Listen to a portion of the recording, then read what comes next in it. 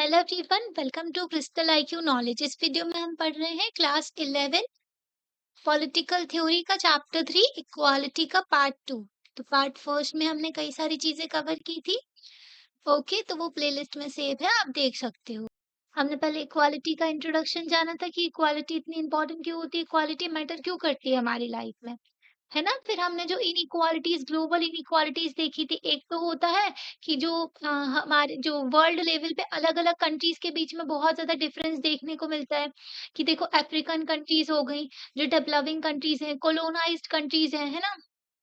जैसे कि इंडिया में भी, इंडिया को भी एक कॉलोनी बनाया हुआ था, है ना? आसियान में भी कई सारी कंट्रीज़ जो कॉलोनी बनाई गई थी, वो जो है डेवलपिंग कंट्रीज़ हैं। तो उनमें और जो डेवलप्ड कंट्रीज़ हैं, उसमें कई सारे डिफरेंसेस होते हैं। और फिर हमने देखा रिच और पुअर जो कंट्रीज़ रिच और पुअर वही डेवलपिंग एंड डेवलप्ड कंट्री, ठीक है? डेवलपिंग कंट्री जो कि पुअर कंट्री भी कहते हैं उनको, ओके? और जो बाकी जो डेवलप्ड कंट्रीज़ होती हैं, वो रिच कंट्रीज़ भी होती हैं, है ना? फिर हमने जो इंडिविजुअल लेवल पे जो हमारे देश में अगर देखें कितनी ज़्यादा इनइक्वालिटीज़ देखने को मिलती है, अमीर और गरीब के बीच में, तो ये सारे हमने फैक्ट समझे थे यहाँ पर, है ना? ये फैक्ट आपको याद करने की ज़रूरत नहीं है, ये डेटा बस समझने के लिए दिया गया है। इकोनॉमिक इनइक्वालिटीज़ जो इंडिया में है, उसके बारे में हमने समझा, है ना? फिर उसके बाद में इक्वालिटी होती क्या है, तो ये हमने उसका मीनिंग देखा था। उसके बाद में इक्वालिटी ऑफ अपॉर्चुनिटी समझा था। अब हमें समझना है नेचुरल एंड सोशल इनइक्वालिटी। तो ना पॉलिटिकल थ्योरी में ना डिफरेंस किया जाता है किसमें, नेचुरल इनइक्वालिटीज में, सोशली प्रोड्यूस्ड इनइक्वालिटीज। तो नेचुरल इनइक्वालिटीज वो होती हैं जो ना कैपेबिलिटीज और टैलेंट के बेसिस पे, जैसे कि कुछ लोग जो होते हैं वो ना जल्दी चीज़ों को समझ जाते हैं, कुछ लोगों को टाइम लगता है समझने में, है ना? कुछ लोगों की इंटेलेक्चुअल कैपेबिलिटीज़ बहुत ज़्यादा होती है, वो हर चीज़ को याद रखते हैं अच्छे से, है ना? तो नेचुरल इनइक्वालिटी जो पहले से ही उनमें है ना? तो टैलेंट और कैपेबिलिटीज़ के बेस पे आती है। ये जो इनइक्वालिटी होती है ना, जो ये असमानता होती है, सोशली प्रोड्यूस्ड जो होती है ना उससे अलग होती है। सोशली प्रोड्यूस्ड जो इनइक्वालिटीज़ होती है ना, तो वो inequalities of opportunity and exploitation जो होता है ना सोसाइटी में कुछ लोगों का, उसकी वजह से आते हैं। ठीक है? एक पर्सन का जो है समझने का लेवल अलग है, दूसरे का समझने का लेवल है, ये भाई नेचुरली है, उनकी बॉडी ही ऐसी है। कुछ लोग फिज़िकली बहुत स्ट्रॉन्ग होते हैं, कुछ लोग फिज़िकली वीक होते हैं, है ना? तो इनका जो है पहले से ही ऐसा है, ठीक है? ये जैसे जन्म के साथ ही ऐसी चीज़ें होती हैं, है ना?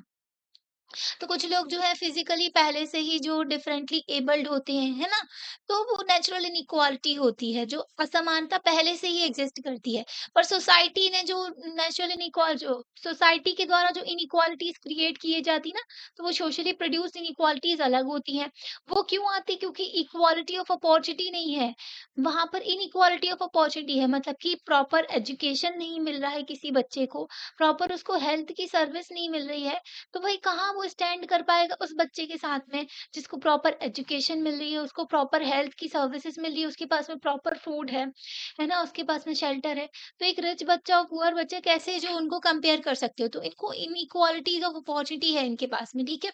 अगर किसी बच्चे को काम करना पड़ रहा है, बचपन में ही इतनी ज़िम्मेदारी आ गई है उसके सर पर, तो आप उसको कैसे कंपेयर करोगे एक ऐसे बच्चे के साथ में जो सारी की सारी फैसिलिटी के साथ तो अपने पेरेंट्स के साथ में रह रहा है। तो सोसाइटी में ये डिफरेंसेस हो जाती हैं। तो इनइक्वालिटीज़ ऑफ अपॉर्च्युनिटी की वजह से और एक्सप्लॉइटेशन जो होता है ना, कुछ लोगों का सोसाइटी में, उस वजह से सोशली प्रोड्यूस्ड इनइक्वालिटीज़ आती हैं। तो यहाँ पर देखो, ये सोशली प्रोड्यूस्ड इनइक्वालिटी है कि जेंडर डिफरेंस किया जाता है लड़का और लड़की के बीच में, है ना? तो मेन को सुपीरियर समझा जाता है वुमेन से, तो इसको कहते हैं पैट्रियार्की, ओके? तो ये एक लड़का कह रहा है कि मेन तो सुपीरियर होते हैं वुमेन से, क्योंकि ये नेचुरल इनइक्वालिटी है, you can't do anything about it. बोलते हैं कि इसमें आप कुछ भी नहीं कर सकते। तो ऐसा तो कहीं नहीं है, है ना? देख सकते हो आप, कई सारी लड़कियां जो है बहुत ज्यादा टैलेंटेड होती हैं, ओके? वो हर फील्ड में जो है अपना बेस्ट देते हैं, और लड़के भी होते हैं, पर ये जो सोसाइटी ने इतनी सारी कंडीशंस लगा के रखी है ना, इस वजह से जो है लोग जो है पीछे हो जाते हैं। ये कह रही है ये लड़की, मेरे मार्क्स तो तुमसे ज़्यादा आते हैं हर सब्जेक्ट में, और जो है वो अपनी मम्मी की भी हेल्प करती है काम में घर के, है ना? तो आप सुपीरियर कैसे हो गए, है ना? तो तुम सुपीरियर कैसे हो गए, जो इतना सारा काम भी करती है लड़कियाँ और फिर भी अपनी जॉब भी सँभालती है, सब कुछ करती हैं, फिर भी जो है मेन अपने आप को सुपीरियर समझती है, पैट्रियार्की होती है कि उनका माइंडसेट ही ऐसा है, ओके? तो सोशली प्रोड्यूस्ड इनइक्वालिटी कहते हैं इसको। तो नेचुरल इनइक्वालिटीज़ होती है ना, तो ये किसकी वजह से होती है, जो कैरेक्टरिस्टिक्स एंड एबिलिटीज़ होती है ना, जिससे मतलब जब जन्मजात होती हैं ये। जिस तरीके से बच्चे जब से जन्म हुआ है ना उनका, तब से ही ऐसे हैं। और ऐसा अज्यूम किया जाता है, ऐसा माना जाता है कि जो नेचुरल डिफरेंसेस होते हैं, उनको जो है चेंज नहीं किया जा सकता। ओके, तो ये नेचुरल इनइक्वालिटीज़ में ऐसा माना जाता है। सोशल इनइक्वालिटीज़ जो होती है, वो सोसाइटी के द्वारा क्रिएट किए गई हैं। तो सोशल जो असमानताएँ होती हैं, जो समाज में, वो समाज ने क्रिएट की हैं। कुछ सोसाइटीज़ होती हैं, फॉर एग्ज़ाम्पल जो वैल्यू करते हैं इंटेलेक्ट वर्क को, ज़्यादा वैल्यू करते हैं मैनुअल वर्क से। मतलब कि कोई इंसान जो है दिमाग से जो ज़्यादा काम कर रहा है, उसकी वैल्यू ज़्यादा है, रेदर देन जो फिज़िकली काम कर रहे हैं, जो लेबर होते हैं, उनसे ज़्यादा जो इम्पोर्टेंस जो है इंटेलेक्ट वर्क को दी जाती है, दिमाग से जो ज़्यादा काम करते हैं, तो उनको ज़्यादा जो रिवॉर्ड मिलता है, और डिफरेंटली उनको रिवॉर्ड किया जाता है। हर देश में ऐसा ही माना जाता है कि भाई जो ज़्यादा दिमाग वाले होते हैं ना, तो जैसे कि कंपनी में काम करना, बैठ कर के दिमाग लगाना चीज़ों में, है ना, पढ़ाई करना, तो ये सब जो है इंटेलेक्ट वाला काम जो होता है ना, साइंटिस्ट हो गए, तो इनका ज़्यादा इम्पोर्टेंट काम होता है देन जो मैनुअल वर्क करते हैं, जो लेबर होते हैं। तो ये सोशली प्रोड्यूस्ड इनइक्वालिटी है। ओके, तो सोसाइटी में जो है इस तरीके से लोगों को जो है ट्रीट किया जा रहा है। जो हर पर्सन को डिफरेंटली ट्रीट किया जाता है, उसके रेस के तौर पे, उसके कलर के बेसिस पे, उसके जेंडर के बेसिस पे, कास्ट के बेसिस पे, रिलीजन के बेसिस पे भी आप ले सकते हो। ओके, तो डिफरेंटली ट्रीट किया जा रहा है लोगों को। किसी को ऊँचा माना जा रहा है, तो किसी को नीचा माना जा रहा है। ये है सोशली प्रोड्यूस्ड इनइक्वालिटी। जब बहुत ज़्यादा भेदभाव दिखता है ना, जेंडर इनइक्वालिटी दिखती है कलर के बेसिस पे, और ये कलर के बेसिस पे जब इनइक्वालिटी दिखती है, कास्ट के बेसिस पे, तो इससे हमें पता चल जाता है कि सोसाइटी की वैल्यूज़ कैसी हैं, है ना? तो हमको ना कुछ सोसाइटी फिर अनजस्ट लगने लगती है कि भाई ये बहुत ही ज़्यादा अनफेयर काम कर रहे हैं, ये लोग बहुत ही गलत काम कर रहे हैं, है ना? जब ब्लैक और व्हाइट के बीच में बहुत ज़्यादा डिफरेंसेस होते थे, तो अपार्थाइड रिजीम के अगेंस्ट में स्ट्रगल किया गया, क्योंकि ये लोग बहुत ज़्यादा गलत काम कर रहे थे। हमारे देश में ना, सोसाइटी में, हमारे यहाँ करप्शन जो है बहुत ज़्यादा फैला हुआ है। करप्शन को ओके तरीके से मतलब कंसीडर करते हैं लोग। हाँ, ठीक है, करप्शन को मज़ाक बना कर के और ज़्यादा फ्रेंडली कर दिया है, जो ये मतलब कि लोग जो है इसको प्रमोट करने लगे और ज़्यादा, ये वेब सीरीज़ वग़ैरह में ये सब करप्शन करते हुए दिखाए जाते हैं लोग, और इनका कुछ होता भी नहीं है। है ना? तो करप्शन बहुत ज़्यादा हमारे यहाँ सोसाइटी में फैला हुआ है। पर जापान में देखोगे ना, तो जापान में ना करप्शन जो बहुत ही ज़्यादा अनएथिकल माना जाता है, बहुत ही गलत चीज़ होती है। तो जापान की सोसाइटी में ये अलग वैल्यू है उनकी, है ना?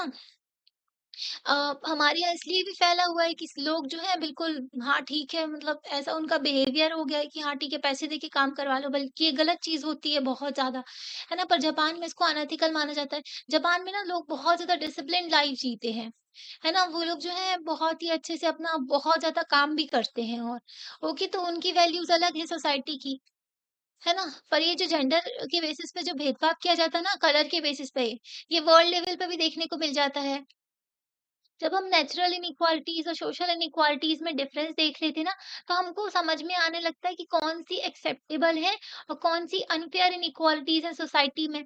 ओके? और ये जो है क्लियर नहीं होता उतना, ओके, ऑलवेज़ क्लियर नहीं होता हमेशा, और सेल्फ एविडेंट नहीं होता है ना? मतलब कि समझ में ही आ जाए एकदम से, तो इतना नहीं होता है। पर हाँ, हम समझ जाते हैं सोसाइटी में क्या गलत चीज़ है और क्या नहीं होना चाहिए, है ना? फॉर एग्ज़ाम्पल कुछ इनइक्वालिटीज़ जो होती है ना, तो वो ट्रीट करते हैं पीपल को, मतलब कि कुछ टाइम से वो ऐसा ही ट्रीट करते आ रहे हैं लोगों को बहुत टाइम से, तो वो ना जस्टिफाइबल दिखने लगती है हमको, क्योंकि ना वो नेचुरल इनइक्वालिटीज़ के बेस पे होती है। मतलब कुछ लोगों को ऐसा ही ट्रीट किया जा रहा है, वो नॉर्म चला आ रहा, लोग उसको मान रहे हैं, है ना? सोसाइटी में बहुत टाइम से चला आ रहा, तो लोग उसको एक्सेप्ट करने लगते हैं, उसको सही मानने लगते हैं, है ना? जैसे कि लोग जो होते हैं बॉर्न होते हैं, और वो जो होते जब मतलब कि जैसे लोग जो है जन्म होता है, तो वो इज़िली चेंज नहीं हो सकते, लोग ऐसा भी कहते हैं उनकी कैरेक्टरिस्टिक। फॉर एग्ज़ाम्पल, एक लड़का और लड़की के अंदर जो मतलब कि भेदभाव किया जाता है, वुमेन के साथ में ये इनजस्टिस अनजस्टिस हो सॉरी जो ये अनजस्ट होता आ रहा है, और ये जो है सोसाइटी में एक्सेप्टेबल है। ओके, सती प्रथा भी कब से चली आ रही थी, है ना? और लोग इसको एक्सेप्ट करते थे, कोई क्वेश्चन करता ही नहीं था, है ना? कि ये तो गलत चीज़ है, ये क्यों चली आ रही है? तो वुमेन ना बहुत टाइम से जिनको डिस्क्राइब किया जाता है वीकर सेक्स, 2 चीज़ें होती हैं, सेक्स होता है, ठीक है? बायोलॉजिकल टर्म है ये, ओके? और एक होता है जेंडर। जेंडर ये सोसाइटी में क्रिएट किया गया है, बायोलॉजिकली मेन और वुमेन होते हैं, ओके? सॉरी मेल और फीमेल होते हैं, गलत बोल दिया, मेल और फीमेल होते हैं, ठीक है? अब ट्रांसजेंडर भी है हमारे यहाँ देश में। तो और बाकी जेंडर के बेसिस पे देखें तो मेल होते हैं सॉरी मेन होते हैं, ठीक है? और वुमेन होते हैं, है ना? तो जो सोसाइटी में क्या कंसीडर किया जाता है कि जो वुमेन होती है वो वीक होती हैं, है ना? उनको जो है ऐसा माना जाता है कि वो जो होते हैं टिमिड होते हैं। टिमिड मतलब कि जो वुमेन को टिमिड बोला गया है कि वो जल्दी डर जाती हैं, ठीक है? और शाय होती हैं, थोड़ा नर्वस होती हैं। तो इस तरीके की जो है कंसेप्शन बना दी गई है, ठीक है? वो लेस इंटेलिजेंस होती हैं मेन से, मतलब कि उनका दिमाग कम होता है, वो ज़्यादा नहीं समझ पाती हैं, ठीक है? इनको स्पेशल प्रोटेक्शन की ज़रूरत होती है, ओके? तो सपोर्ट की ज़रूरत है, स्पेशल प्रोटेक्शन की ज़रूरत होती है, तो ये जो है सोसाइटी में माना गया है। इसीलिए जो है वुमेन का अगर उनकी राइट्स जो नहीं मिलते हैं उनको इक्वल राइट्स तो उसको जस्टिफाइड माना जाता है समाज में। तो क्या ये सोशली प्रोड्यूस्ड इनइक्वालिटी नहीं है? है ना? पहले से ही आप किसी को वीक कंसीडर कर रहे हो, ना आप उसकी कैपेबिलिटी उसको प्रॉपर अपॉर्च्युनिटी दे रहे हो डेवलप होने की, उसको प्रॉपर एजुकेशन नहीं दे रहे हो आप, उसको जो है प्रॉपर उसको जो है वो अपने जो करियर नहीं बना सकते, है ना? और फिर उनको पहले से ही वीक कंसीडर कर रहे हो, तो क्या ये सोशली प्रोड्यूस्ड इनइक्वालिटी नहीं है? हाँ, स्पेशल प्रोटेक्शन इसलिए देना पड़ रहा है ना क्योंकि समाज में इतनी ज़्यादा जो प्रॉब्लम है, ओके? अगर मेन क्राइम कमिट ना करे वुमेन के साथ में तो वुमेन भी अच्छे से रह सकें, है ना? अगर ये रात में इतने सारे क्राइम होते हैं जो वुमेन के खिलाफ, तो फिर रात में आप मेन को निकलने मत दो, ओके? तो कई सारी बातें होती हैं, डिबेट होता है इन सब में भी कि भई जो है आप जो है अपने लड़कों को सिखाओ किस तरीके से बिहेव करना है लड़कियों के साथ में, है ना? उनको रिस्पेक्टफुली दूसरे जेंडर के साथ में कैसे आपको रिस्पेक्टफुली रहना है ये भी सिखाना चाहिए, है ना? रेदर देन लड़कियों के ऊपर इतने सारे रिस्ट्रिक्शंस लगाने के लिए। ओके, तो जो वुमेन के साथ में जो इक्वल राइट्स उनको नहीं मिलते हैं ना, इसको वो जस्टिफाई करने लगते हैं सोसाइटी में। पहले से ही आप किसी पर्सन को बोल देते हो कि भई ये जो है वीक है, ये कुछ नहीं कर सकता है। ऐसे ना बच्चों के साथ में होता है, उनके पेरेंट्स अगर बोल देते हैं ना कि ये गधा है, दूसरों के सामने ऐसा बोलते हैं, तो उनके माइंड पे नेगेटिव इम्पैक्ट पड़ता है। ओके, प्रमोट करना चाहिए सीखने के लिए बच्चों को, ना कि ऐसा करना चाहिए। ब्लैक पीपल जो होते हैं अफ्रीका में, उनको ना जो उनके कॉलोनियल मास्टर थे, जो ब्लैक पीपल हमने आपको बताया था ना जो अपार्थाइड रिजीम चला करती थी, तो वहाँ पर भेदभाव हुआ करता था। जो कॉलोनियल मास्टर थे, जो व्हाइट थे, वो अपने आप को ज़्यादा इंटेलिजेंट समझते थे और ब्लैक्स को समझते थे कि इनके पास में दिमाग नहीं है, इनके जो है कम इंटेलिजेंट है ये लोग और चाइल्ड लाइक होते हैं। ओके और ये ना सिर्फ़ जो मैनुअल वर्क करने के लिए हैं, जो लेबर वग़ैरह, जो सामान ढोना, ये सारा काम करने के लिए बस अच्छे हैं। स्पोर्ट्स में या फिर म्यूज़िक में, तो ये जो है सिर्फ़ यही काम करने के लिए है। तो ये बिलीव किया जाता था, तो ये तो गलत है ना, आप पहले से ही किसी इंसान को ऐसी कैटेगरी में डाल रहे हो। यही ढाँचा हमारे समाज ने भी बना के रखा है कि लड़कियों को इस तरीके से बिहेव करना चाहिए और लड़कों को इस तरीके से बिहेव करना चाहिए। लड़कों को रोना नहीं चाहिए, लड़कों को बहुत ज़्यादा जो स्ट्रिक्ट रहना चाहिए और कई सारे कंसेप्शन बना कर के रखे हैं सोसाइटी में, तो स्टीरियोटाइप्स कहते हैं इनको। ऐसा नहीं होना चाहिए, है ना? आप किसी को पहले ही जो है बाँध दे रहे हो चीज़ों से। ओके, तो ना इसी वजह से जो ब्लैक और व्हाइट के बीच में जो डिफरेंसेस होते थे ना बहुत ज़्यादा जो ब्लैक्स को ऐसा समझा जाता था, इसलिए ना ये इंस्टीट्यूशन जो स्लेवरी का चला रहा था, स्लेवरी को बहुत ज़्यादा जस्टिफाई करते हैं। इवन जो एरिस्टोटल हैं, ग्रीक थिंकर थे, जो प्लेटो के चेले थे, ठीक है? प्लेटो के स्टूडेंट जो थे, तो वो ना स्लेवरी को जस्टिफाई करते हैं। कहते हैं स्लेवरी जो है बहुत ही ज़्यादा यूज़फुल इंस्टीट्यूशन है, ठीक है? तो मतलब गलत चीज़ समाज में इतनी ज़्यादा एक्सेप्ट हो गई है कि भाई उसको ना लोग मानने लगे हैं कि वो सही है, ओके। और जो है आज के टाइम पे इस पे क्वेश्चन मार्क लगता है, जो मॉडर्न टाइम से बाद ने बोला कि भई आप इंसानों को इस तरीके से कैसे ट्रीट कर सकते हो, है ना? तो आप स्लेव जो डिस्टिंक्शन जो बनाए हैं सोसाइटी ने, जो आज के टाइम पर क्या देखने को मिलते हैं कि जो डिफरेंसेस ऑफ पावर के बेसिस पे जो लोगों की और नेशन की, ठीक है? तो उसके बेसिस पे होने लगी है रेदर देन इनबॉर्न कैरेक्टरिस्टिक्स। कोई इंसान पैदा हुआ है, छोटा-सा बच्चा है, उसको पहले ही डिफाइन कर दिया, इसको इस तरीके से रहना है। मतलब उसको पता ही नहीं है कि वो किस समाज में आ गया है, मतलब ये लोग क्या करने वाले हैं उसके साथ अब। उसको जो है समाज में ढलना पड़ेगा। ओके, तो इनबॉर्न जो है बचपन से ही उसके साथ में भेदभाव होना शुरू हो जाता है, ठीक है? तो ये नहीं होना चाहिए। ब्लैक के बच्चे हुआ करते थे, तो उनके साथ भी तो भेदभाव होने लगता था बचपन से। अलग स्कूल थे उनके, है ना? अलग से उनको जो है ट्रीटमेंट मिलता था, तो ये तो गलत चीज़ थी ना सोसाइटी में। आज के टाइम पर पावर के बेसिस पे होने लगा है कि कोई पीपल जो है पावरफुल है, तो उस बेसिस पे देखने लगे हैं डिफरेंसेस और नेशन में भी जो देखने को मिलता है ना? पावर के बेसिस पे। एक और प्रॉब्लम देखने को मिलती है, जो आइडिया जो है ना नेचुरल डिफरेंसेस का, जो पहले से ही जन्म से ही जो डिफरेंसेस हैं, ओके, तो कुछ डिफरेंसेस जो होते हैं उनको ना नेचुरल ही कंसीडर किया जाता है और उनको ऐसा समझा जाता है कि भाई इसको जो चेंज करने की जरूरत नहीं है। ओके, तो ऐसा मान लिया जाता है जब नेचुरल डिफरेंसेस होते हैं। ऐसा हो सकता है ना, कुछ बच्चे अगर जो है जो समझ नहीं पाते हैं, तो भाई उनको जो सपोर्ट करो थोड़ा सा, ताकि जो है उनकी नेचुरल जो डिफरेंस है वो डिफरेंस बचे ही ना, है ना? वो हो सके स्मार्ट हो जाए।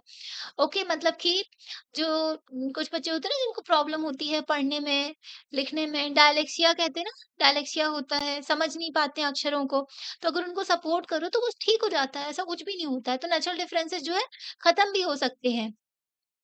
फॉर इंस्टेंस जो एडवांस मेडिकल साइंस जो है एंड टेक्नोलॉजीज इतने ज़्यादा हेल्प, मतलब उन्होंने इतना ज़्यादा ना डिसेबल जो पीपल होते हैं उनको अच्छे से हेल्प किया है कि वो फंक्शन कर सकते हैं इफेक्टिवली सोसाइटी में। पैरा ओलंपिक में देखा ना आपने, कितने अच्छे से लोगों ने जो है अपने देश के जो स्पोर्ट्स पर्सन थे उन्होंने जो सपोर्ट किया, सॉरी जो मेडल लेकर के आए हैं ना, कितने अच्छे से परफ़ॉर्म किया। तो जो मेडिकल साइंस या आज के टाइम पर जो टेक्नोलॉजीज़ हैं, जो ये नेचुरल डिफरेंसेस को भी ख़त्म कर रहे हैं, ठीक है? इतने अच्छे से हेल्प करते हैं डिसेबल पीपल को कि वो अच्छे से फंक्शन कर सकते हैं अपनी लाइफ़ में, ओके?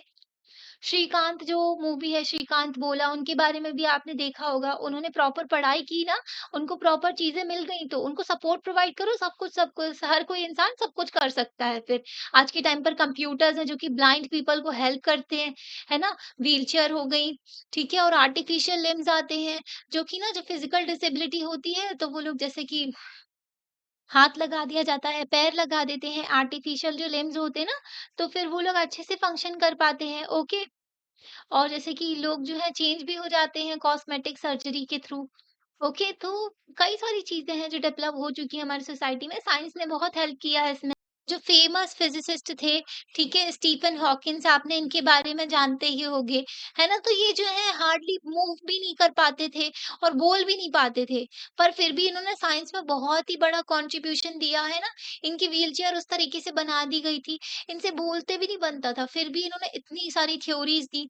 ओके, तो हमें ना ये अनजस्ट लग सकता है कि कई सारे पीपल जो है आज के टाइम पर भी डिसेबल पीपल जो है उनको नेसेसरी जो मतलब कि हेल्प जो है ना नहीं मिलती है। हमारे देश में भी जो है प्रॉपर इनको हेल्प नहीं मिलती। सेंसस 2012 सॉरी 11 के अकॉर्डिंगली जो है हमारे देश में 2.21% जो पीपल जो है डिसेबल है ना? अगर इनको प्रॉपर सपोर्ट मिल जाए तो ये लोग भी क्या कर सकते हैं अपनी लाइफ में, है ना? सब कुछ अचीव कर सकते हैं। ओके, जैसे कि हमारे पैरा ओलंपिक जो एथलीट्स थे उन्होंने जो अचीव किया है ना, वैसे ही वो भी अपनी फील्ड में जो है कमाल कर सकते हैं, अगर इनको प्रॉपर सपोर्ट मिल मिल जाए, है ना? तो जो है ना डिसेबल पीपल को प्रॉपर सपोर्ट नहीं मिल पाता है, उनकी जो डिसेबिलिटी की वजह से उनको फेयर रिवॉर्ड नहीं मिलता अपने काम के लिए। ओके, ऑन द ग्राउंड उनको समझा जाता है कि भाई ये नेचुरली लेस कैपेबल है, तो उनको कितना बुरा लगता होगा, है ना? जैसे कि आप देख सकते हो कितने सारे एग्जाम्पल हैं सोसाइटी में, इंसान जो है अपनी लाइफ में सब कुछ कर सकता है, बस प्रॉपर थोड़ा सा सपोर्ट बस गवर्नमेंट कर दे, बस वही काफी होता है। ओके, तो बहुत सारी ये जो कॉम्प्लेक्सिटीज़ हमने देखी, तो डिफ़िकल्ट है कि हम जो नेचुरल और सोशली प्रोड्यूस जो डिस्टिंक्शन बना सकें इसमें ऐसा स्टैंडर्ड जिसके थ्रू जो लॉ है और पॉलिसीज़ है सोसाइटी की उनको असेस किया जाए। मतलब कि जो नेचुरली प्रोड्यूस सोशल प्रोड्यूस जो इनइक्वालिटीज़ है ना, उनके बेसिस पे जो स्टैंडर्ड बना लें अगर जो लॉज़ को देखने का और पॉलिसीज़ को देखने का सोसाइटी में, तो वो उतना थोड़ा डिफ़िकल्ट हो जाता है ऐसा करना। ठीक है? इसी रीज़न की वज़ह से कई सारे जो थ्योरिस्ट हैं जो आज के टाइम पर, तो वो डिफरेंशिएट करते हैं, जो डिफरेंस बताते हैं कि भाई जो इनइक्वालिटीज़ जो है हमारे चॉइसेस की वज़ह से भी आती हैं, तो उन चॉइसेस की वज़ह से जो इनइक्वालिटीज़ अराइज़ हो रही हैं और इनइक्वालिटीज़ जो कि फैमिली के अकाउंट की वज़ह से आ रही है ना? और जो सर्कमस्टेंसेस है जिस कंडीशन में एक इंसान जो है पैदा हुआ और ऐसी कंडीशन में रह रहा है, तो उसकी वज़ह से भी कई चीज़ें होती हैं लाइफ़ में जिसकी वज़ह से आप जो है इनइक्वालिटी सफ़र करते हो। तो ये जो है ना, जो इनइक्वालिटीज़ हमारी चॉइसेस की वज़ह से आती है, ठीक है, फैमिली की वज़ह से और जो सर्कमस्टेंसेस जिस वज़ह से जिस जगह पे एक बच्चा जो है जन्म लिया है, उसको प्रॉपर एजुकेशन, हेल्थ वग़ैरह नहीं मिल रही है ना? तो उसकी आगे की लाइफ़ कैसी होगी? अगर उसे चाइल्ड लेबर कराया जा रहा है, भीख मँगवाई जा रही है, तो भाई क्या ही होगी उसकी ज़िंदगी, है ना? तो जो यही कंसर्न रहता है जो एडवोकेट्स होते हैं इक्वालिटी के, जो इक्वालिटी को सपोर्ट करते हैं, तो वो चाहते हैं कि इनइक्वालिटीज़ जो है समाज में, उसको ख़त्म किया जाए, मिनिमाइज़ किया जाए, ठीक है? उसको जो है कम किया जाए और एलिमिनेट कर दिया जाए। 3 डायमेंशंस होते हैं इक्वालिटी के, ये अब हम पढ़ेंगे। तो हमने देखा कि जो सोशल डिफरेंसेस हैं, है ना? तो वो जो है अनएक्सेप्टेबल हैं। ओके, तो हमें पूछने की ज़रूरत है कि जो डिफरेंट डायमेंशंस होते हैं इक्वालिटी के, जो कि हम परस्यू करना चाहते हैं, अचीव करना चाहते हैं सोसाइटी में, हमें समझने की ज़रूरत है कि किस तरीके से हम इक्वालिटी को ला सकते हैं समाज में। तो 3 डायमेंशंस होते हैं इक्वालिटी के, तो हम डिफरेंट काइंड्स ऑफ इनइक्वालिटीज़ को जो है आइडेंटिफाई करेंगे, जो एक्सिस्ट करती है सोसाइटी में, ठीक है? मतलब कि इनइक्वालिटीज़ किस तरीके की हैं। ओके, तो ये तो हमने देखा। और वेरियस थिंकर्स हैं, आइडियोलॉजीज़ हैं, है ना? ये हाइलाइट करते हैं 3 मेन डायमेंशंस ऑफ इक्वालिटी। तो कई सारे जो थिंकर्स हैं ना, सोचते हैं जो ये चीज़ों के बारे में, है ना? समाज में क्या प्रॉब्लम है? जब लोग अच्छे खासे पढ़ लिख जाते हैं ना, तो वो देखते हैं सोसाइटी को, जैसे कि कई सारे जो एडवाइज़र होते हैं, ओके, जो प्राइम मिनिस्टर को भी कई सारी एडवाइस करने वाले होते हैं इकोनॉमी के बेसिस पे, पॉलिटी में क्या करना चाहिए। तो वैसे ही ना थिंकर्स होते हैं, तो वो बताते हैं आइडियोलॉजीज़ के 3 डायमेंशन निकल के आए हैं इक्वालिटी के, political, social and economic equality लानी चाहिए हमें समाज में, ठीक है? इसको एड्रेस करेंगे जो 3 डायमेंशंस है इक्वालिटी के, तभी हम जो है और ज़्यादा जस्ट और इक्वल सोसाइटी बना पाएँगे। अच्छी, फेयर, इक्वल सोसाइटी हम बना पाएँगे जब हम political, social and economic equality ला पाएँगे समाज में। पॉलिटिकल इक्वालिटी पहली जो है डायमेंशन देखते हैं हम पॉलिटिकल इक्वालिटी।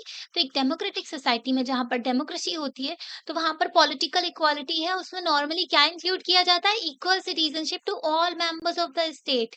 ओके, तो जो भी जो हमारे जो देश में रह रहे हैं उन सभी को इक्वल सिटीजनशिप दी जाए। जैसे हमारे पास इंडियन सिटीजनशिप है ना, हमारे देश में सिंगल सिटीजनशिप का कंसेप्ट है, हमारे संविधान ने जो दिया है, एक ही सिटीजनशिप होती है, इंडियन सिटीजनशिप। अगर आप यूएस में देखो ना, तो वहाँ पर डुअल सिटीजनशिप होती है। जैसे कि उनके स्टेट्स की अलग सिटीजनशिप होती है और यूनाइटेड स्टेट जो है उनका पूरा जो देश है, उसकी अलग सिटीजनशिप होती है।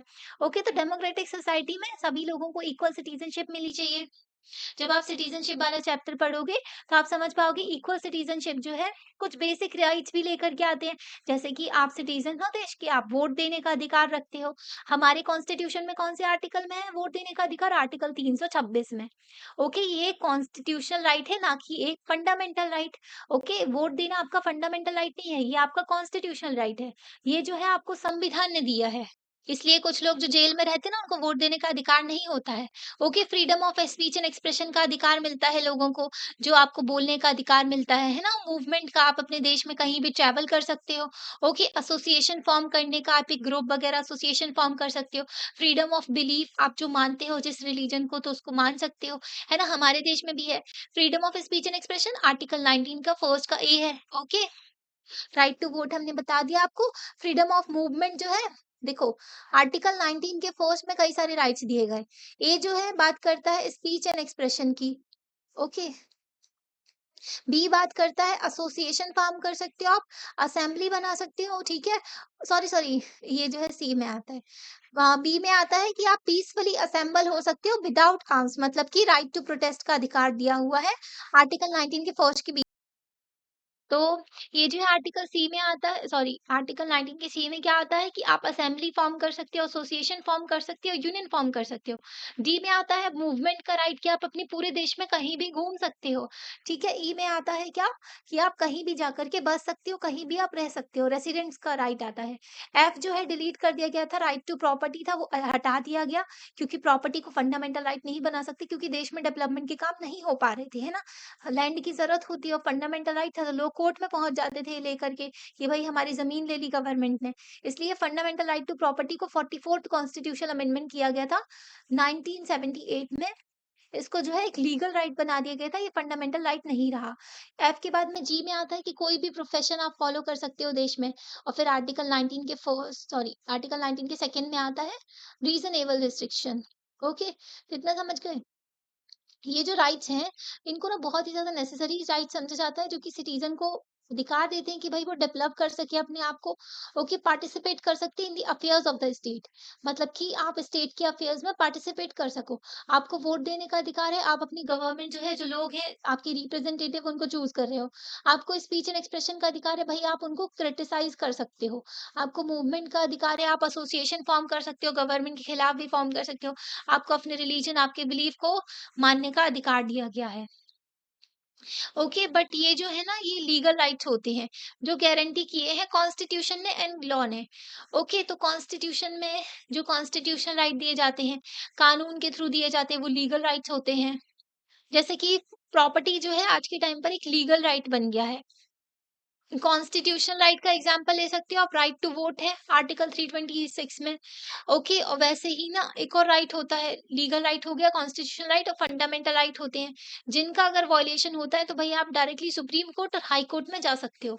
सुप्रीम कोर्ट में आर्टिकल 32 के तहत और हाई कोर्ट में आर्टिकल 226 के तहत। ओके, तो हम जानते हैं कि इनइक्वालिटी जो एग्जिस्ट करती है कई सारी कंट्रीज में भी। ओके, जो कि ना इक्वल राइट्स सारे सिटीजन को देते हैं, है ना? आपने तो दे दिए भाई, कानून में सब कुछ लिखा है, पर रियलिटी में क्या वो प्रैक्टिस हो रहा है? थ्योरी और प्रैक्टिस में कई सारे फ़र्क देखने को मिल जाते हैं, है ना? कानून में तो लिखा है कि वुमेन और मेन जो है इक्वल है, पर अगर नहीं मान रहे सोसाइटी वाले तो क्या करोगे आप, है ना? तो जैसे कि तो उनके खिलाफ एक्शन लिए जाते हैं। कंपनीज़ को बोला है इक्वली ट्रीट करना, पर अगर नहीं मान रहे, सुप्रीम कोर्ट ने कितनी बार बोला कि विशाखा गाइडलाइन को इम्प्लीमेंट नहीं किया गया है।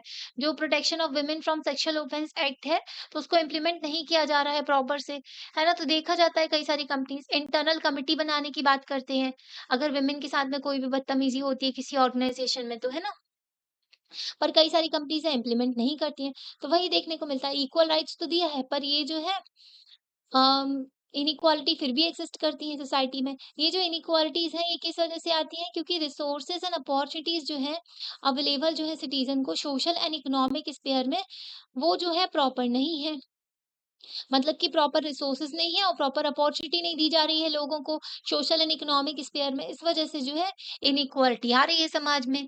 तो इसी रीजन की वजह से डिमांड किया जाता है कि इक्वल अपॉर्चुनिटीज होनी चाहिए, एक लेवल प्लेइंग फील्ड होना चाहिए, है ना? मतलब कि जब आप एक हर बच्चे को प्रॉपर एजुकेशन दोगे तब आप एक एग्जाम में उनको compete करवा सकते हो, है ना? ऐसा तो नहीं है कि एक बच्चा जो है बहुत ही अच्छी एजुकेशन मिल रही है उसको और एक बच्चा जो है पुअर है, वो घर का काम भी कर रहा है, ठीक है, बाहर भी काम कर रहा है, वो प्रॉपर पढ़ भी नहीं पा रहा है, उसको एजुकेशन भी अच्छी नहीं मिल रही, अब इन दोनों का आप कॉम्पिटिशन करवाओ, तो ऐसा नहीं होता है, लेवल प्लेइंग फील्ड होनी चाहिए, ओके? तो हमें ये याद रखना चाहिए कि पॉलिटिकल एंड लीगल इक्वालिटी जो है, वो सफिशिएंट नहीं है जो है जस्ट और एगैलिटेरियन सोसाइटी बनाने के लिए। पॉलिटिकल इक्वालिटी ठीक है, आपने राइट टू वोट दे दिया, ओके सभी लोगों को, पर इसका मतलब ये है कि हर तरीके की इनइक्वालिटी खत्म हो गई हमारे समाज में। पॉलिटिकल लॉ में लिख दिया है, ठीक है, कानून में सारी चीजें हैं, पर रियलिटी में तो नहीं है ना चीजें, समाज में कई सारी इनइक्वालिटीज देखने को मिलती हैं। तो पॉलिटिकल जो लीगल इक्वालिटी है वो सफिशिएंट नहीं है।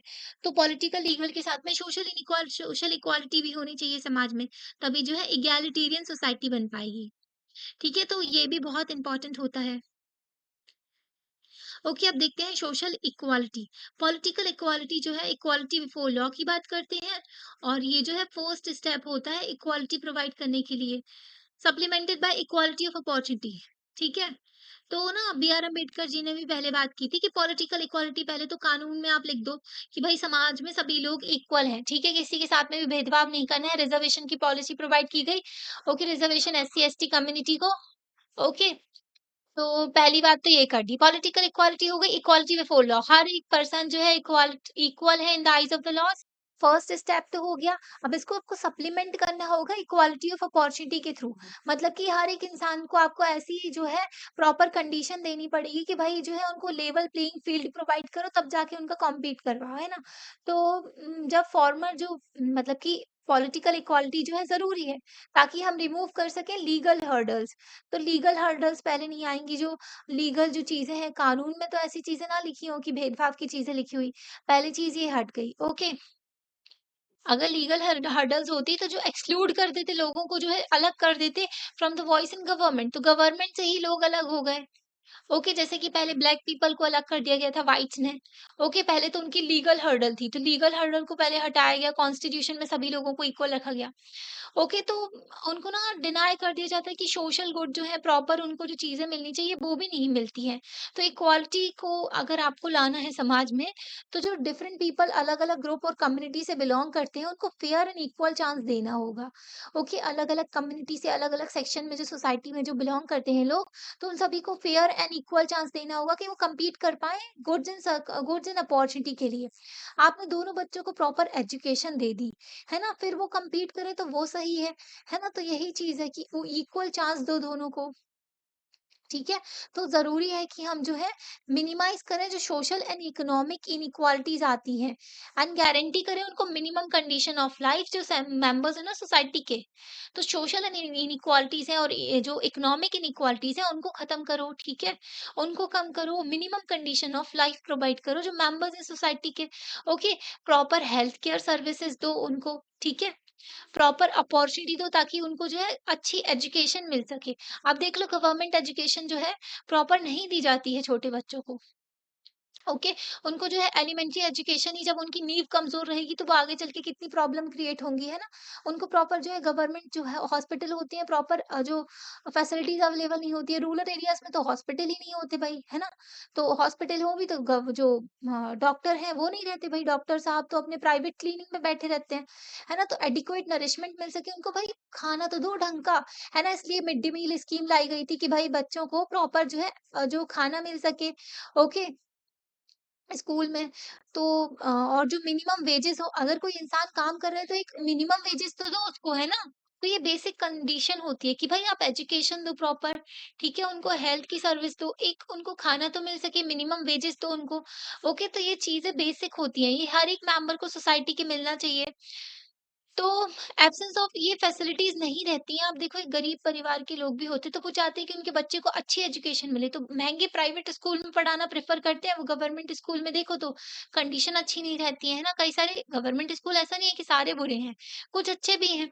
ओके, पर बहुत सारे स्कूल्स में कई सारी फैसिलिटीज़ नहीं होती हैं। ओके, जब फैसिलिटीज़ नहीं रहेंगी, एजुकेशन नहीं दे रहे, आप हेल्थ नहीं दे रहे, ठीक है, इक्वल अपॉर्च्युनिटी नहीं मिल रही है उनको, तो वो कैसे आगे बढ़ पाएँगे, है ना? डिफ़िकल्ट होगा जो मेंबर्स हैं सोसाइटी के भी कम्पीट कर सकें इक्वल टर्म्स में, है ना?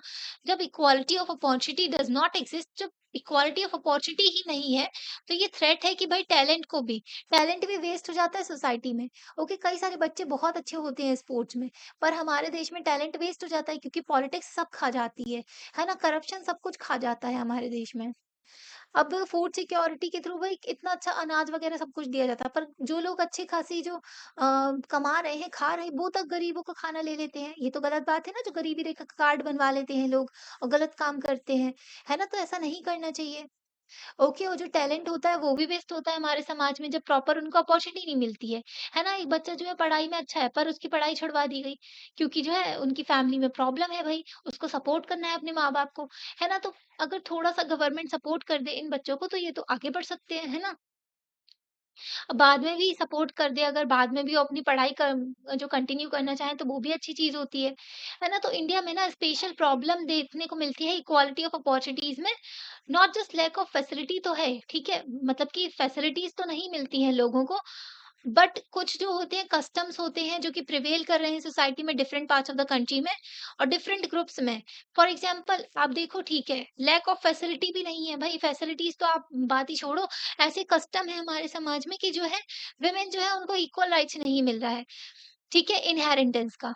तो यही कहलाते हैं कस्टमरी लॉज़, ठीक है? लीगल लॉ क्या हुआ? कस्टमरी लॉज़ जो सोसाइटी में बने हुए हैं, सोसाइटी में जो नॉर्म्स चले आ रहे हैं। लीगल लॉज़ आते हैं फिर कानून में तो वो जो है इम्प्लीमेंट किए जाते हैं फिर, ठीक है? जैसे कि वुमेन जो है उनको प्रॉपर अधिकार नहीं दिया जाता है प्रॉपर्टी में। ओके, अगर माता-पिता की प्रॉपर्टी है तो सीधे लड़के को मिलती है। ओके, तो ये इनहेरिटेंस का अधिकार इनका छीना जाता है, कई सारे ग्रुप्स में देखने को मिलता है।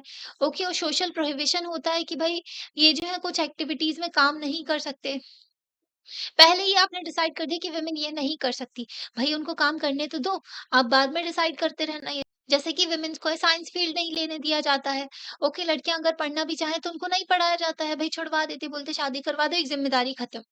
है ना? तो देखने को मिलता है, ये समाज की रियलिटी है। ओके, तो उनको जो है हायर एजुकेशन परस्यू नहीं किया।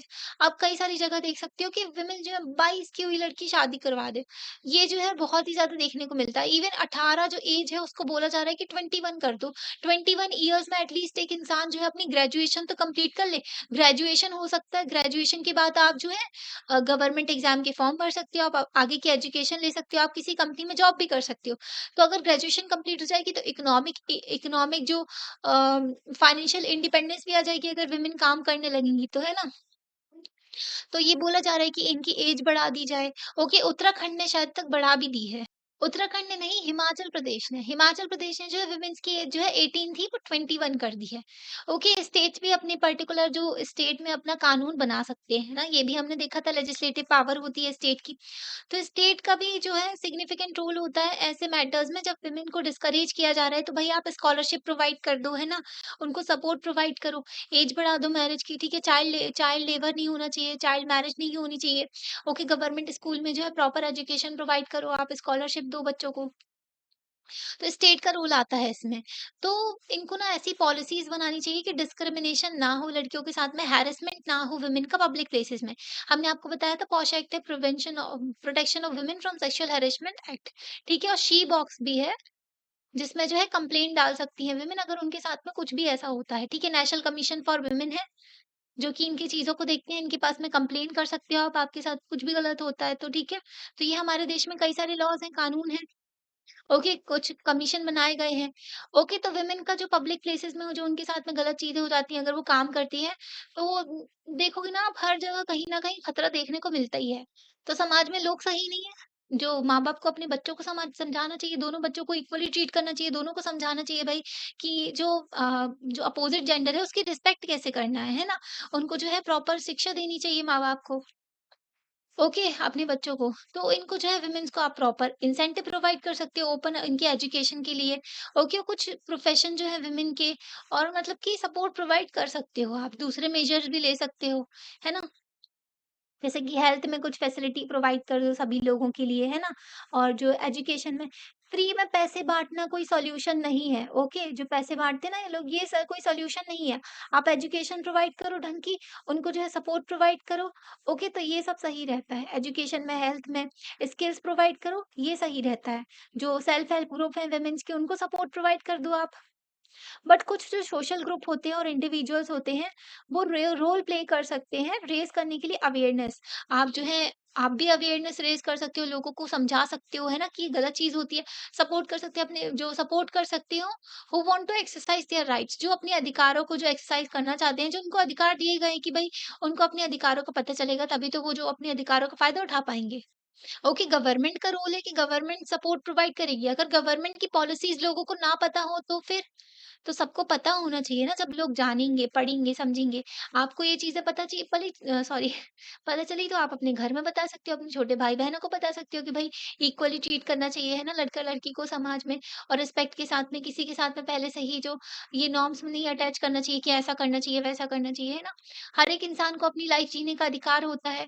ओके, जो गवर्नमेंट के जो कानून हैं, उनके बारे में, फंडामेंटल राइट्स के बारे में आप बता सकते हो अपने भाई-बहनों को, है ना? तो अवेयरनेस प्रोवाइड करना, अवेयरनेस जनरेट करना ये भी इम्पोर्टेंट होता है। इंडिविजुअल का और सोशल ग्रुप जो एनजीओज़ वगैरह होते हैं, उनका भी बहुत इम्पोर्टेंट रोल होता है। टीचर्स का इम्पोर्टेंट रोल होता है भई, है ना? तो ये सारी चीज़ें होती हैं। अब देखेंगे हम इकोनॉमिक इनइक्वालिटी, ठीक है? इनइक्वालिटी जो एजुकेशन में है ना, यहाँ पर दिया गया है। तो कई सारे डिफरेंसेस देखने को मिलते हैं education attainments of the different communities. तो कई सारी कम्युनिटीज़ जो हमारे यहाँ होती है ना समाज में, तो उनमें ना आपको देखने को मिलेगा लड़कियों को उतना एजुकेशन दी नहीं जाती है प्रॉपर, ओके? और लड़कों की भी एजुकेशन छुड़वा दी जाती है अगर बहुत ज़्यादा गरीब परिवार होता है तो। पर आजकल माँ-बाप जो है ज़्यादा फ़ोकस कर रहे हैं पर एजुकेशन में कि एटलीस्ट उनके बच्चों को एजुकेशन तो मिल जाए। कोई गरीब भी पेरेंट्स होते हैं तो वो चाहते हैं कि भई उसके बच्चे को अच्छी एजुकेशन मिल जाए, ओके? ताकि उनकी लाइफ़ सुधर जाए। अब हमारे एजुकेशन में एक और प्रॉब्लम है कि भई पुरानी चीज़ें पढ़ाए जा रहे हैं, जो सोसाइटी में जो प्रॉपर मतलब कि नई-नई चीज़ें आ रही ना, उनके बारे में भी चीज़ें पढ़ानी चाहिए। ऐसा एजुकेशन जो है वोकेशनल भी होनी चाहिए, लोगों को स्किल भी देनी चाहिए आपको। ऐसा नहीं कि बस आपने जो है साइंस का पढ़ा दिया सब कुछ, पर उनसे कुछ एक्सपेरिमेंट वगैरह कुछ भी करते नहीं आ रहे, वो सोच ही नहीं रहे चीज़ों को। तो ये भी नहीं होना चाहिए। जब पढ़ रहे हो आप तो समझो उस चीज़ को, है ना? उसके पीछे का जो कॉन्टेक्स्ट है वो सारी चीज़ें समझनी चाहिए, है ना? और बोलना भी आना चाहिए लोगों को। हेजिटेशन होती है पर ओके, तो डिफरेंसेस जो हैं, तो क्या जो डिफरेंसेस हैं बाय चांस है, ओके। और ये जो डिफरेंसेस हैं पॉइंट करते हैं वर्किंग कास्ट सिस्टम, जो हमारी सोसाइटी में कास्ट सिस्टम है उसकी वजह से। और दूसरा फैक्टर्स भी हैं other than the caste system. Okay, तो कास्ट कम्युनिटीज इनइक्वालिटी जो है हायर एजुकेशन में अर्बन एरियाज में। तो अर्बन एरियाज की बात कर रहे हैं, अभी तो रूरल एरियाज की बात भी नहीं की। रूरल एरियाज में तो और ज्यादा इनइक्वालिटीज देखने को मिलती है। तो कास्ट कम्युनिटीज दी गई हैं। शेड्यूल्ड कास्ट जो है, ग्रेजुएट्स कितने होते हैं पर पर्सन? 47%। आपको पता है एससी एसटी के लिए अच्छा खासा रिजर्वेशन प्रोवाइड किया जाता, पर उनको ना प्रॉपर एजुकेशन मिलती नहीं है। अगर वो उनको अवेयर हो वो सारी चीजों के लिए, ओके, उनको एजुकेशन मिले प्रॉपर और फिर उनको पता हो कि भाई उनको रिजर्वेशन मिलेगा।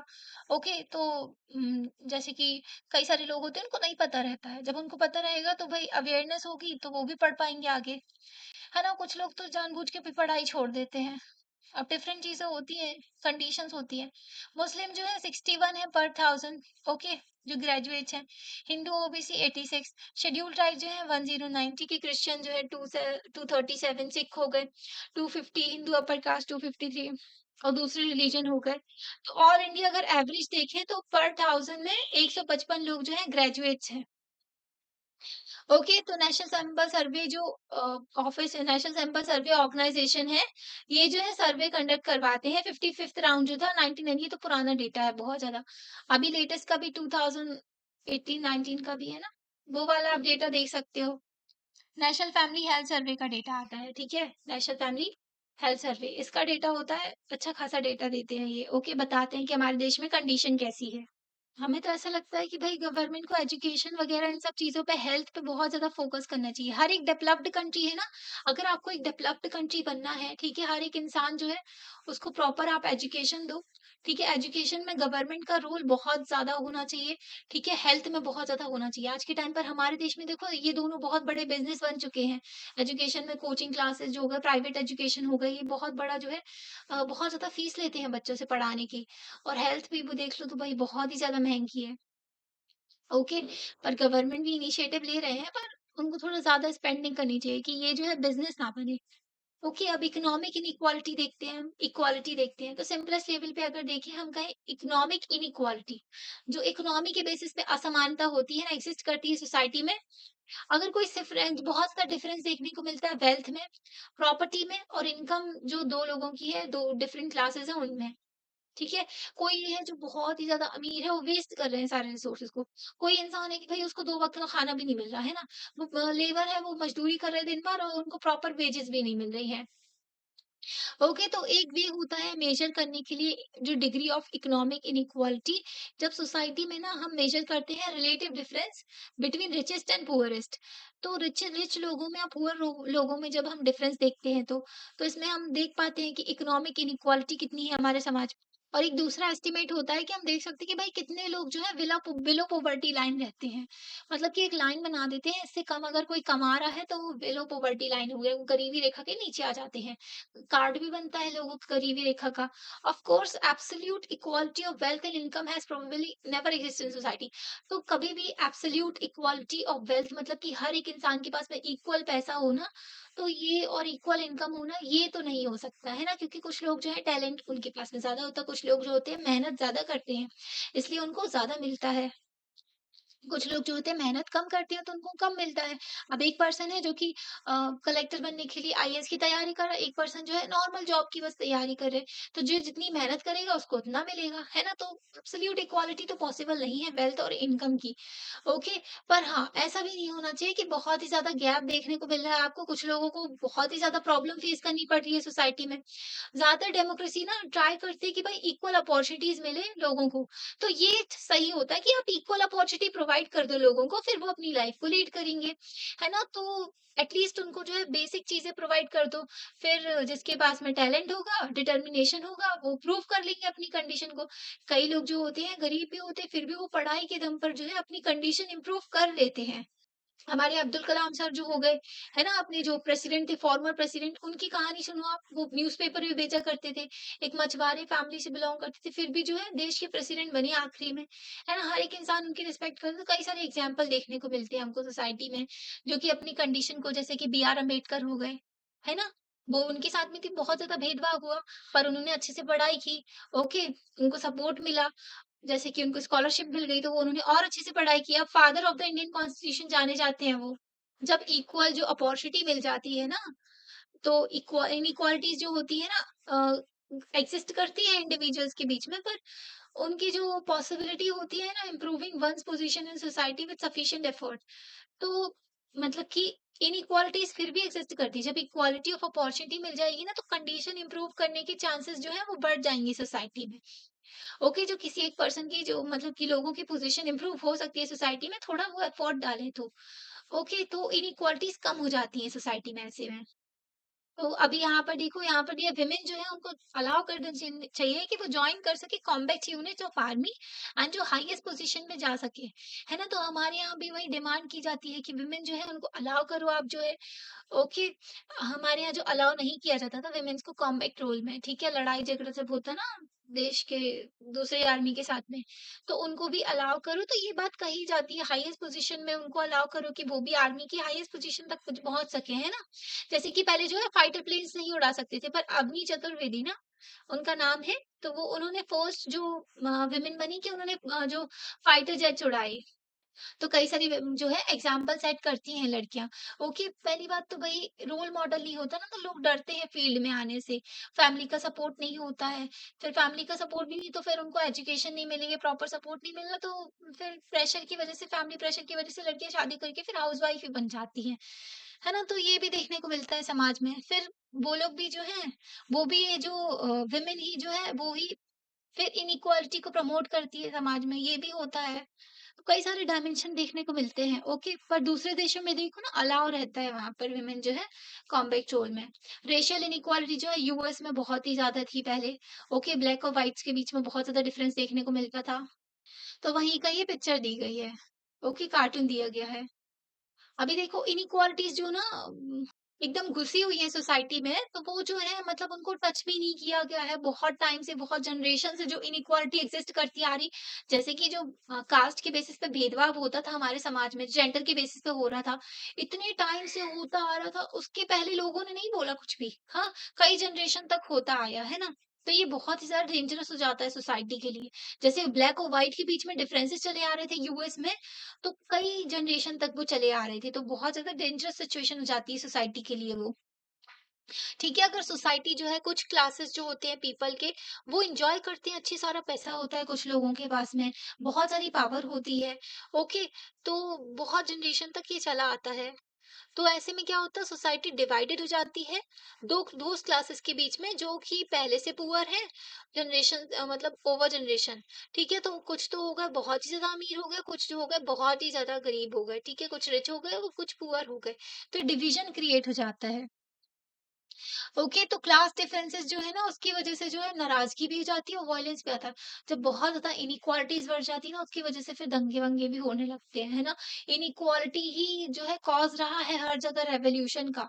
फ्रांस में देख लो रेवोल्यूशन क्यों हुआ, इनइक्वालिटी थी बहुत ज्यादा। साउथ अफ्रीका में भी जो कॉलोनियल रिजीम को फेंका उखाड़ के, क्योंकि इनइक्वालिटी थी, वो भी भेदभाव किया करते थे। इनइक्वालिटी ही कॉज होता है रेवोल्यूशन का। ओके, तो लोग नाराज हो जाते हैं, वायलेंस बढ़ जाता है, because of the power of wealthy classes जो बहुत ज्यादा पावर एंजॉय करते हैं ना, तो वो डिफिकल्ट कर देते हैं रिफॉर्म करने के लिए सोसाइटी को ज्यादा ओपन और इगैलिटेरियन बनाने से। मतलब कि वेल्दी जो लोग होते हैं वो थोड़ा डिफिकल्ट कर देते हैं सिचुएशन को कि सोसाइटी जो है इगैलिटेरियन बन पाए। ओके, तो अभी ना हम आइडियोलॉजी से पढ़ेंगे फेमिनिज्म। तो हमने थ्री डायमेंशन देख लिए इक्वालिटी के। Okay, political equality, economic equality और सोशल इक्वालिटी। ठीक है, तो ये तीनों जो समाज में होना चाहिए। ओके, डायमेंशंस इनके देख लिए हमने, इक्वालिटी ऑफ अपॉर्चुनिटी देख लिया। अब आगे का चैप्टर ना हम नेक्स्ट पार्ट में कवर करेंगे। तो आपको वीडियो कैसा लगता है आप लाइक करके बता सकते हो, चैनल को सब्सक्राइब भी कर सकते हो, अपने फ्रेंड्स के साथ में शेयर भी कर सकते हो। थैंक यू, फिर मिलते हैं नेक्स्ट वीडियो में। Okay, bye.